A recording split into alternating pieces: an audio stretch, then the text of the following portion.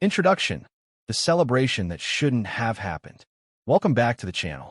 Today we need to talk about a twist that completely reframes Willow as a character and quietly sets up one of the most dangerous moral games General Hospital has played in a long time.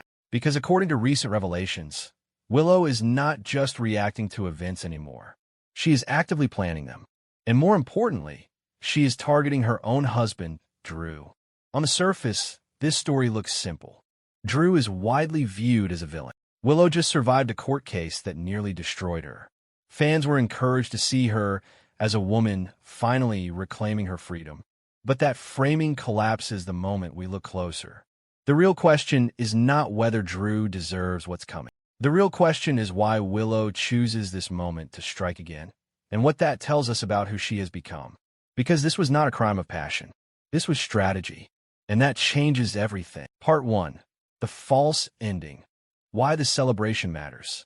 Let's start with the detail that seems minor but is actually critical. Willow and Drew nearly throw a celebration after the trial. This matters because it establishes intent. Willow had just escaped legal consequences for shooting Drew. Not accused, not convicted. She walks away free. And instead of distancing herself, she stays close. She celebrates with him. She even discusses a vacation. From a psychological perspective, this suggests Willow wants Drew to believe the danger is over, that their conflict has ended, that whatever happened in the courtroom closed a chapter. This is classic misdirection. If Willow truly feared Drew or regretted what she did, the logical move would be separation. Space. Silence. Instead, she leans in. She mirrors relief. She mirrors victory. She allows Drew to drop his guard. And Drew does exactly that. The audience is meant to see this as a fragile truce. But hypothetically, it's also Willow confirming something for herself. She now knows she can get away with hurting Drew once. That knowledge is power, and power invites escalation. Part 2. The second attack. Why this is worse than the first. The second attack is where Willow crosses a line she can never uncross. Before, she used a gun. That was impulsive, emotional, visible. This time, she uses a syringe. That choice alone tells us everything we need to know. Willow is a nurse. She understands anatomy. She understands medications. And most importantly, she understands how symptoms present. She knows exactly what kind of drug, delivered to the carotid artery, would make Drew appear to suffer a stroke or heart attack. This is not violence. This is clinical execution. And that makes it far more disturbing.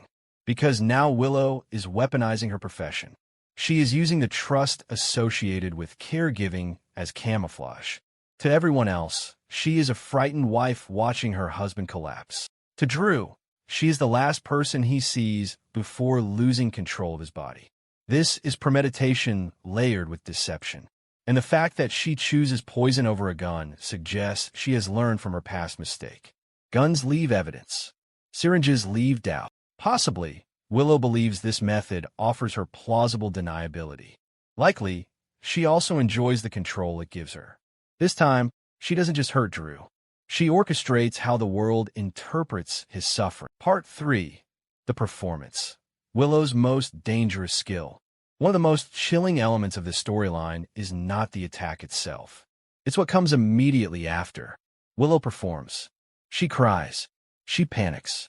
She calls for help. She becomes the image of devastation. And it works. Everyone around her believes it. Medical staff respond as if this is a tragic medical emergency. No one suspects foul play. No one questions her presence or her timing. This suggests Willow understands something deeply unsettling. Emotion is evidence. The stronger the emotional display, the less people analyze the facts. She weaponizes grief. This is not the reaction of someone overwhelmed by guilt. This is someone rehearsed enough to cry on cue. And that implies Willow anticipated this moment. She knew she would need to sell the lie. What makes this more effective is Drew's recent stress. The trial, the tension, the public scrutiny, all of it builds a believable narrative. A man under pressure suffers a medical crisis. It fits, and Willow knows it fits. Hypothetically, this could be the moment Willow realizes she is untouchable. If she can orchestrate this and still walk away clean, what can't she do? Part 4. Lucas, the doctor who may miss the truth. Lucas is the first real obstacle in Willow's plan. He examines Drew directly. He has the training to notice inconsistencies. But here's the key problem. Willow knows more than enough to hide the crime, even from a skilled doctor. She knows what drugs metabolize quickly. She knows which symptoms overlap with natural medical events. And she knows exactly how long she has before any trace disappears. This creates a terrifying imbalance. Lucas is working from evidence. Willow designed the evidence. So even if something feels off, there may be nothing concrete to prove it. This sets up a larger theme. Modern general hospital stories often explore how expertise can be turned against itself. A nurse understands medicine well enough to defeat medicine. And that means Lucas may suspect something without being able to articulate it. Doubt without proof is useless, which pushes the real danger elsewhere. Part 5. Chase, the one who knows too much. If there is one person who truly threatens Willow, it is Chase. Chase has proximity. He has history, and he has emotional investment. He helped Willow during the trial. He supported her, and crucially, he may already know about the first shooting. This puts Chase in an impossible position. On one hand, he is law enforcement. On the other, he cares about Willow. That care likely clouds his judgment. And Willow knows this. It's possible she counted on it. If Chase connects the dots, he may understand exactly how Drew was attacked. He might recognize the pattern, the timing, the method, but knowledge does not automatically become action. Chase has already shown he is willing to stay silent to protect Willow, and Willow understands how to exploit that loyalty. This is where manipulation enters its most dangerous phase. Part 6. The lie within the lie. Willow's exit strategy. Here is where Willow's intelligence becomes most evident. She doesn't need to admit murder. She only needs to admit intent that sound harmless. She could tell Chase she only wanted to knock Drew out, that she needed time, that something went wrong. This reframes the event from murder to accident. And emotionally, it reframes Willow from villain to victim of circumstance. Add tears, add shock, add regret. It's easy to imagine Chase believing her, or at least wanting to believe her. Because if Willow didn't mean to kill Drew, then Chase can justify staying quiet. He can tell himself he is protecting someone who made a mistake, not a calculated killer. This is the trap, because whether Drew survives or not, Willow's willingness to use lethal methods proves intent doesn't matter anymore. The line has been crossed. If Chase covers for her now, he becomes complicit. And once he crosses that line, Willow owns him. Part 7. What this means for Willow's future. The biggest takeaway from this storyline is that Willow is no longer reactive. She is proactive. She anticipates consequences. She manages perception. She recruits silence.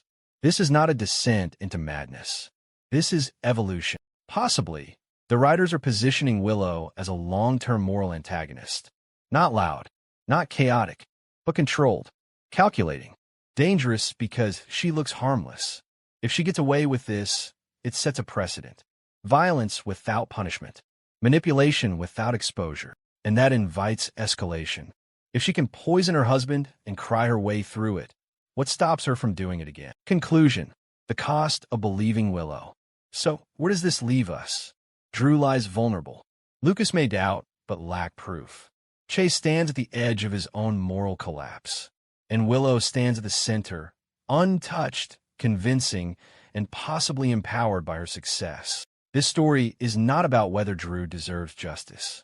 It's about what happens when intelligence, emotion, and opportunity combine in the wrong person. The stakes are enormous. If Willow succeeds, the message is clear. The most dangerous villains are not the ones who threaten you openly. They are the ones you trust to hold the syringe. And if Chase chooses silence again, he won't just be protecting Willow. He'll be creating her.